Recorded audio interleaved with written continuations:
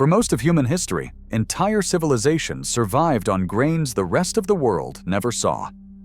Some were so reliable, they fed millions through droughts, wars, and famines. One of those grains still exists. It grows where wheat and rice fail. It delivers more iron than any other cereal. And for 3,000 years, it sustained one of the oldest continuous cultures on Earth. Then outsiders discovered it. Prices surged, and in a single government decision, it was locked inside its homeland. The grain did not disappear because it failed. It disappeared because it was protected. This is the story of the crop that was erased on purpose. In the highlands of Ethiopia, there is a grain so common that asking about it would be like asking Americans about bread. It has always been there. For 3,000 years, families have ground this grain into flour, fermented it overnight, and cooked it into a spongy flatbread called injera. Every meal is served on it. Every hand tears pieces from its surface. It is plate and food combined. This grain is teff, the smallest cereal on Earth. 150 teff seeds weigh the same as a single grain of wheat. You could hold enough seeds to plant an acre in the palm of your hand. Yet from these tiny grains, entire civilizations sustained themselves through droughts, famines, and wars that destroyed neighboring kingdoms. Teff was never marketed or exported. It did not need to be. For the families who depended on it, teff was not a superfood or an ancient grain rediscovered. It was simply dinner. It was what kept children alive during hard seasons and elders strong into old age. The world ignored teff because the world did not need to see it. But teff did not care about the world. It cared about the people it fed, and it fed them because it could do something almost no other grain could. The Ethiopian highlands are not gentle farmland. Elevations reach 10,000 feet. Rainfall is unpredictable. Soils are thin and drain quickly. Temperatures swing between scorching days and freezing nights. Most grains would fail here within a single season. Teff thrives. The plant evolved for exactly these conditions. Its shallow root system absorbs moisture rapidly during brief rains. Its short growing cycle, as little as 60 days, allows it to mature before drought returns. It tolerates waterlogged soil that would rot wheat and survives dry spells that would kill rice.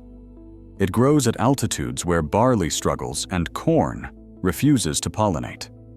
This adaptability made teff the foundation of Ethiopian agriculture for millennia. Farmers did not need to reshape the land. Teff reshaped itself to match whatever the land offered. Poor soil, steep slopes, short seasons.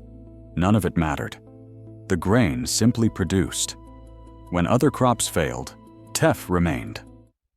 Families who diversified with teff survived famines that destroyed communities dependent on single crops. It was insurance written in seed form, passed down through generations who understood that reliability mattered more than maximum yield.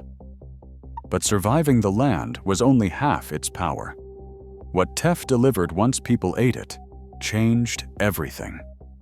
Long before laboratories measured micronutrients, Ethiopian mothers knew something science would take centuries to confirm. Children raised on injera grew strong. Workers who ate it labored all day without collapse. Pregnant women who consumed it avoided the weakness that plagued other populations. The reason is iron. Teff contains more iron per serving than any other grain.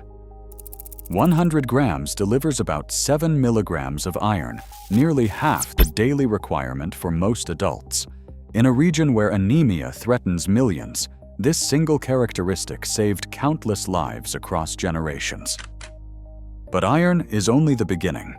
Teff provides all 9 essential amino acids, making it a complete protein rare among grains. It contains calcium at levels comparable to dairy, critical for communities where milk was scarce.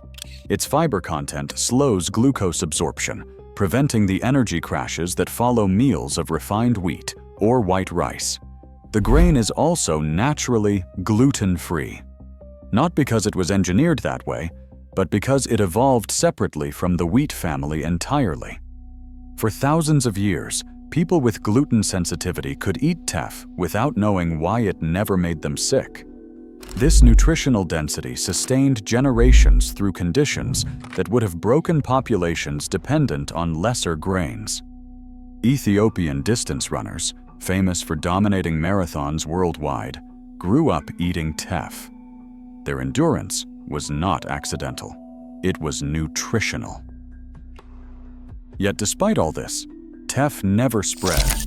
The reason reveals something uncomfortable about how agriculture actually works. Modern agriculture runs on standardization. Seeds must be uniform. Fields must be flat. Machines must harvest everything at once. Crops that cannot be scaled and mechanized hold no value in a system built for global trade. Teff refused every one of these requirements. Its seeds are so small that conventional planters cannot handle them.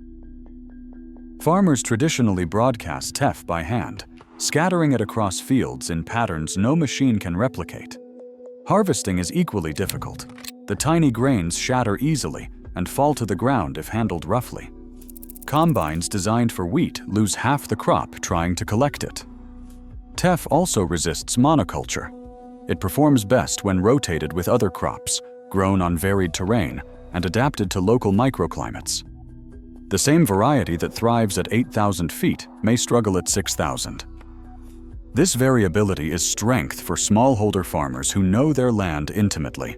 It is a nightmare for industrial operations demanding predictable outputs across thousands of acres. So teff stayed local. It fed families instead of filling shipping containers. And for generations, that was enough. Then the outside world finally noticed what Ethiopia had been eating all along. The shift began slowly. Health researchers published papers on ancient grains. Gluten-free diets gained popularity. Nutritionists discovered what Ethiopian families had known for millennia. Teff was exceptional. Demand followed.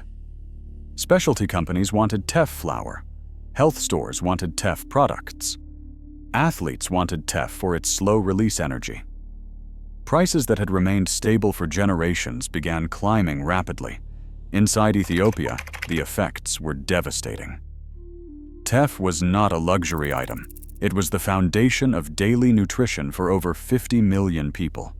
When export demand drove prices upward, families who had eaten injera every day for their entire lives suddenly could not afford their own staple food. The math was brutal. Foreign buyers could pay premium prices. Local families could not compete. Farmers faced a choice between feeding neighbors and selling to wealthy foreigners. The market would have drained Ethiopia of the very grain that kept its population alive. The government watched food security collapse in real time, and then it made a decision that would change teff's place in the world forever. In 2006, Ethiopia did something almost no nation has done in the era of global trade. It banned teff exports entirely. The law was absolute. No teff grain could leave the country. No teff seed could be sold abroad. Researchers wanting samples were denied. Farmers elsewhere who wanted to experiment had no legal way to obtain planting material. In one legislative act, teff was locked inside its homeland. The intention was protection. If foreigners could not buy Ethiopian teff, prices would stabilize. If seeds could not leave, genetic heritage would remain secure. The government framed it as food sovereignty, a nation guarding its people against global market forces that cared nothing for local hunger. And it worked. Domestic prices eventually fell. Families could afford injera again. Ethiopian farmers kept growing the crop that had sustained their ancestors for 3,000 years. But protection came with consequences no one fully anticipated. By saving teff for Ethiopia, the ban erased it from the rest of the world. The global agricultural system operates on exchange. Seeds travel. Farmers experiment.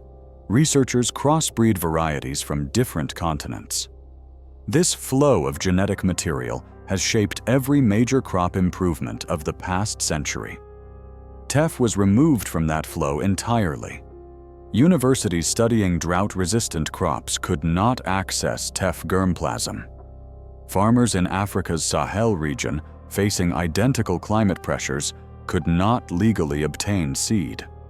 Agricultural programs seeking alternatives to failing wheat varieties had nowhere to turn. The world lost more than a grain. It lost a model. Teff demonstrated that food security did not require industrial scale, chemical inputs, or genetic modification. It proved that smallholder farming could feed millions reliably for thousands of years without destroying the land. But that lesson could not spread because the seed could not spread. Meanwhile, global agriculture doubled down on the opposite approach: fewer crops, larger farms, more inputs, fragile supply chains stretched across continents. The grain that could have offered an alternative sat quietly in Ethiopian fields, invisible to everyone else. And when a crop stops traveling, it does something else. It disappears from history. History remembers crops that traveled. Wheat spread from the Fertile Crescent and shaped European civilization. Rice moved through Asia and defined cultures from Japan to India. Corn crossed oceans and transformed continents after Columbus. These grains are celebrated because they conquered. Teff did not conquer. It sustained. For 3,000 years, it held one region together through droughts, invasions, and famines. It required no empires to carry it forward. It simply fed people, generation after generation, without fanfare or recognition. This is why teff appears as a footnote when it appears at all. Textbooks discuss crops that spread globally. They rarely mention crops that made spreading unnecessary. Today, teff is marketed as a health food, an ancient grain, a gluten-free alternative. These labels are not wrong, but they miss the point entirely. Teff was never alternative. For 50 million people, it was fundamental. It was survival encoded in seed form. That story is harder to sell than superfood branding, but it is the story that matters. Now, for the first time in generations, the world is being forced to look for what it once ignored. Climate change is exposing fractures that industrial agriculture cannot repair. Wheat yields are falling in overheated regions. Corn requires more water than drought-stricken aquifers can provide. Rice paddies are threatened by rising seas and shifting monsoons. The crops that feed 8 billion people were bred for a climate that no longer exists. Researchers are scrambling for alternatives, and in that scramble, teff keeps appearing. It tolerates heat. It survives drought. It matures faster than almost any other grain. It grows on marginal land that industrial crops have abandoned. Every characteristic that made it invisible to global agriculture now makes it essential to agriculture's future. Ethiopia has slowly loosened restrictions. Limited exports resumed. Research partnerships emerged. Farmers in the Netherlands, Australia, and the American Southwest have begun experimental cultivation with promising early results. The grain that was locked away is finally walking into a world that desperately needs what it offers. Not yield maximization, not chemical dependency, just quiet, reliable production under conditions that break everything else. Teff is not returning as a novelty. It is returning as a necessity. Teff was never destroyed. It was never replaced or abandoned because it failed. It was guarded so carefully that the world forgot it existed. This is the paradox of protection.